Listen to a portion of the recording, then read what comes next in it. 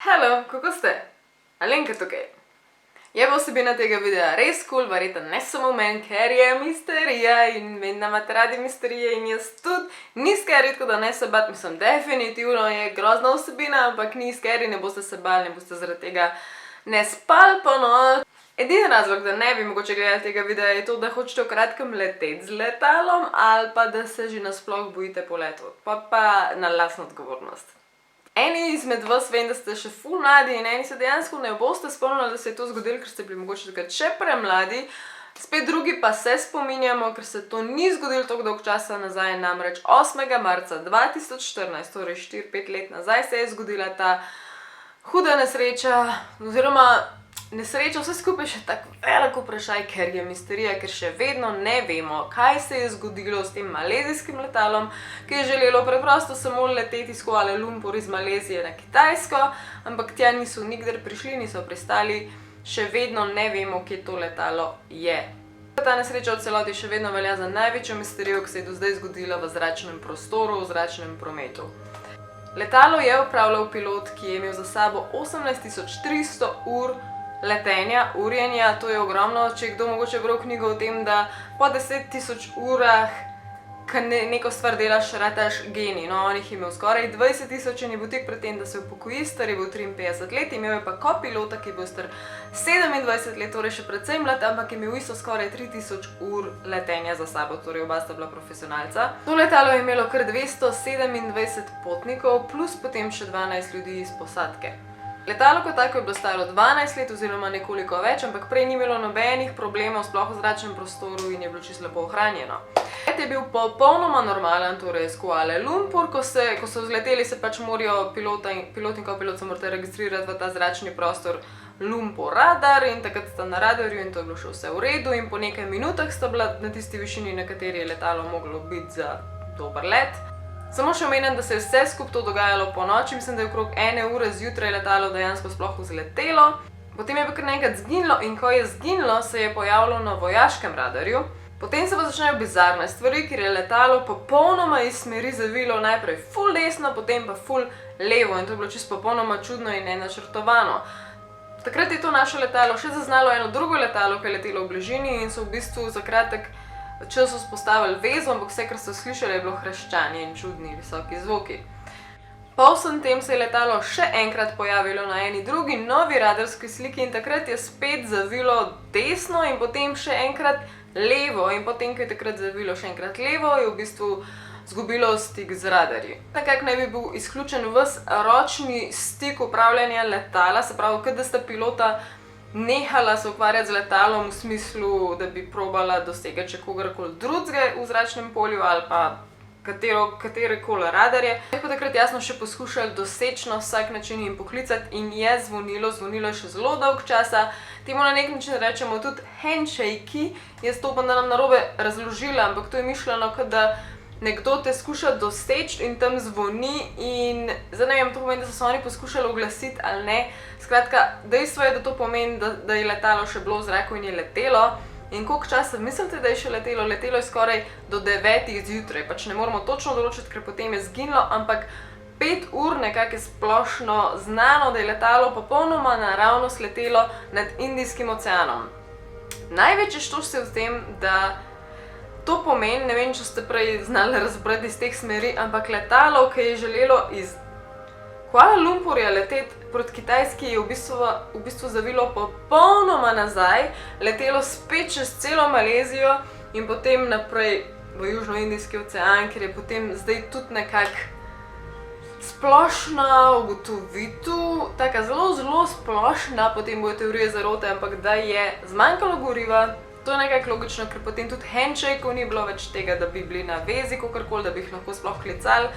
In v eni teoriji naj bi letalo preprosto strmoglavilo direktno v Južnoindijski ocean in izginilo in ga naj bi našli. Zdaj, tako temu je sledila res dolga, skoraj 4 leta dolga iskalna akcija, dvomim, da je že čisto zaključena, preiskali naj bi 12.000 kvadratnih kilometrov in več, to je bila zares drag podvig, ampak našli niso več kot samo dele letala. Prva stvar oziroma ostanki, ki so jih našli, oziroma en ostank, ki so ga našli, bil pri Reunion Islands in to je zelo blizu Madagaskarja. Zdaj pa, preden začnem s teorijem, povem še to. Našli so nek del letala, ki je v bistvu del krila letala. Majhen kos, čeprav je v resnici gromozanski, ampak to je majhen kos tega ogromnega letala. In to se je, da so iz tega lahko razbrali, da to, ki so oni strmoglavili, če bi letalo strmoglavilo res zaradi tega, da bi mu zmanjkalo goriva, bi letalo strmoglavilo baje tako popolnoma vertikalno dol v vodo in v tem primeru bi bilo letalo raztreščeno in res uničeno iz tiste ogromne višine, na kateri so bili. In to krilo letala, ta del krila letala priča o tem, da se to ni zgodilo in da je mogel nekdo letalo upravljati vse dokler ni dejansko šel v vodo. In to ni bilo vertikalno, nekdo ga je pač na nek način pelal dol v vodo in je imel kontrolo nad njemu, nekako je to dokazano. In ja, ker je ena stvar enkrat toliko nejasna in toliko čudna in da je, če tukaj gor bilo 227 samo potnikov, predstavljaj si, koliko imajo ti potniki svojcev, recimo, da je na vsezadnje to 1000 ljudi, naprimer, ki so v smrtni grozi, kaj se je zgodilo z njihovimi najbližjimi.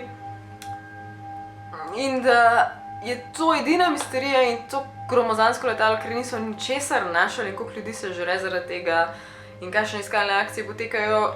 Lahko si mislite, da se bodo razvile razne teorije zarote in kaj hudiča bi se lahko zgodilo. Ene teorije so res brutalno butaste, ne poklapljajo se z nobenimi podatki, tistimi, ki so fiksni, tako da brez zamere, če o kakšnih vesoljcih ne bom govorila, gremo pa zdaj v tistih par teorij, ki se mi zdijo mogoče smiselne. Teorija, to malezijsko letalo naj bi bilo raztreščeno oziroma razstreljeno v eni vojaški vaji in jasno naj bi to potem ostalo skrito, ker ali bi bilo namerno, ali bi bila napaka, jasno naj bi to ostalo skrito. Zakaj se sploh razvila ta ideja? Zaradi tega, ker je en preprost delavec na naftni ploščadi videl sestreljeno goreče letalo, ki je strmoglavljalo v Tajski zaliv. In samo zaradi tega njegovega pričevanja potem da je napisana cela knjiga in še en kup drugih teoretikov se je potem vrgli za njim in rekli, da ja, da to je pa verjetno se zgodilo. Ampak meni osebno ta ni smiselna.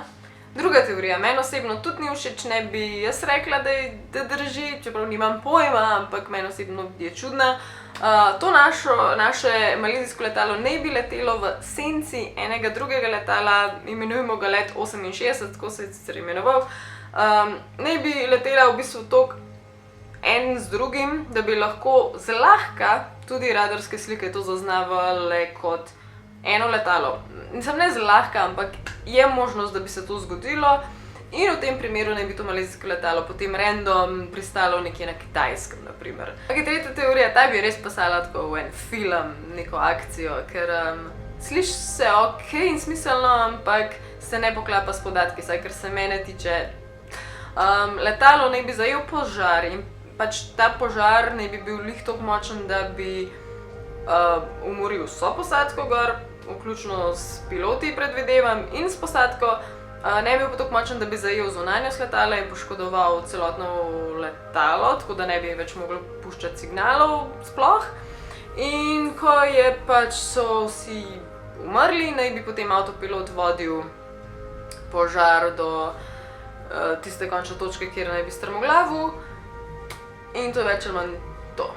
Četrta teorija. Če sem prej rekla, da je tista s požarom zoofilm, popravljam to, ta je zoofilm in sicer hijacking oziroma ugrabitev letala. Ta je pa res zoofilm. Ne rečem, da je to totalno nemogoče, dejansko bi bilo čisto mogoče, ker nasploh na tem letalu so kasneje oprali vseh krivd. Zaslišali so vse mogoče ljudi, ki bi lahko vedeli o kakšnih sumljivih potnikih, ampak dejansko sta bila dva, ki sta imela ukraden potni list. Tako da so pa tudi njiju oprali vseh sumov, ki so jih imeli v njiju, tako da tudi ona načeloma nista kriva. To teorijo tudi majčkeno povezuje z dejstvom, da naj bi letalo preden bi strmoglavilo se dvigalo na 13.700 metrov nadmorske višine in potem se ful hitro spustilo. In naj bi bilo to mogoče poteza pilotov ali nekoga, ki je vedel, kaj počne, da bi zmedli ugrabitelje, ker tak spust je pač nekoga lahko ustraši, pilot pa če ve, da to lahko spele, ga pa pač ne ustraši in mogoče pač to je bilo tudi nenavadno.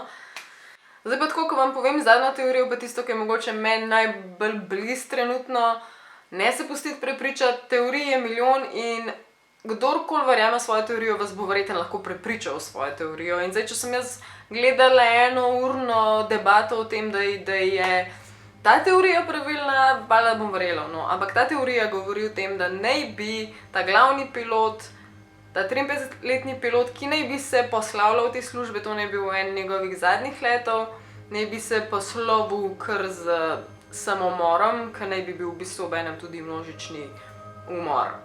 Morate vedeti, da je to lahko popolnoma napačna trditev, ker je samo teorija in da je mogoče popolnoma nedolžen človek in da je res grozljivo, da ga kdorkoli sploh obtoži česarkoli, ampak po drugi strani so pa ljudje, ki rabijo vedeti resnico, tako da povem to teorijo do konca. Slišala sem dvojne čisto različne podatke. Eni so, da je bil on zelo srečen človek, oboževal je letenje nasploh, imel je doma to kapsulo za upravljanje letala, stimulacijo oziroma kabino, bil je finančno zelo stabilen, potem po drugi strani sem slišala, da se je ločeval in da sploh ni bil v stanju za letenje. Tako da dvorezni meč, ne vemo. Njegova družina trdi, da je bil on popolnoma profesionalen in sposoben letenja in z njemu ni bilo popolnoma nič narobe. In ja, veliko je teh konkretnih dokazov se tukaj sovpadajo s to idejo, da recimo, čeprav je zmanjkalo goriva, je bil jasno ta padec oziroma to strmoglavljanje ni bilo napično in ni bilo zato, ker bi na tisti točki zmanjkalo goriva. Nekdo je dejansko upravljal to letalo, da je strmoglavno v vodo. Ali ga je prevzel nekdo v roke, ki ni znal pilotirati, ali pa je bil ta pilot, ki je dejansko delal samomor. Druga stvar je, to je majčkeno srhljivo sploh povedati, ker kurjo pot dobim, ampak dejansko imam kurjo pot. Ampak ta moški, ki je pilotiral, ne bom ga imenovala, to je on, je dejansko ki je ful čudno obračal letalo in potem, ko je letel v nasprotno smer, v katero ne bi letel, je letel ves čas tako, da je bil njegov del okna kabine usmerjen tako, da je v bistvu lahko videl svoj domači otok, kar je res srhljivo. To pač lahko razumem kot v smislu, da se je poslavljal na nek način. Potem pa jasno se pojavijo vprašanja, zakaj hudiča bi to človek počel 5 ur, zakaj bi 5 ur samo popolnoma naravno sletel, brez kakršnihkoli manevrov, česarkoli. Je pa preprosto odgovor dajejo tak, da je samo izključno zaradi tega, da bi izginil, da je to izredno preračunan let, da je točno vedel, kam gre in točno tja, kjer je šel eden najbolj neraziskanih, najbolj opuščenih delov sveta oziroma oceanov, da rečem oceana, in če je dejansko strmoglavil tisti delček, tisto črno luknjo oceanov, kjer jih noben ne bi iskal, da je bilo to popolnoma načrtovano in pač samomor plus izginotje in konc. Priznam, da meni osebno to ful težko razmišljati, ker nimam nekega samomorilnega mindseta in ne moram niti začeti razmišljati o tem, zakaj bi to naredil kdorkoli. So pa teoretiki, ki popolnoma verjamejo to, tako da odločite se sami, kaj mislite, da je bilo, lahko si pogledate še milijon teh dokumentarcev in videov in idej.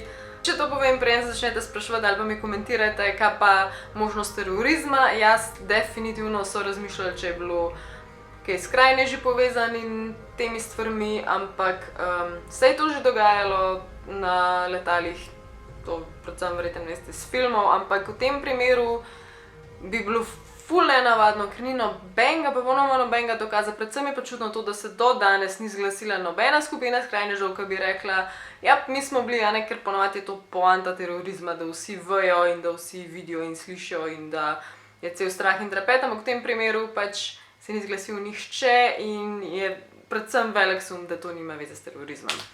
Spet pa je lahko definitivno to ena izmed teorij. Da so potem še ideje, da je to vse neka spletka CIA ali pa da so vesoljci ali pa črna luknja pa tako naprej, ampak o tem sploh ne bom govorila v tem videu, ker mi je bolj tako na varianto Titanika bolj tak, kaj hudiča bi dejansko lahko bilo. Ful bi bila jaz vesela, če bi dejansko najdel ta avion, da si predstavljate, koliko bi bilo to, koliko bi odlegali vsaj tistem, da približno vejo, kaj se je zgodilo, da ne živiš s tem vprašanjem, kje je moja familija. Ja, to je to za danes, upam, da ste uživali v videu. Naš projekt snemanje 3D vaših paranormalnih zgodb, audio 3D, počasi, ampak napreduje, tako da ko mi čakam, da to začnemo, verjetno bo v maju to speljan in zaključen. Tako da do naslednjega videa, radi se imejte, uživajte, aj čau!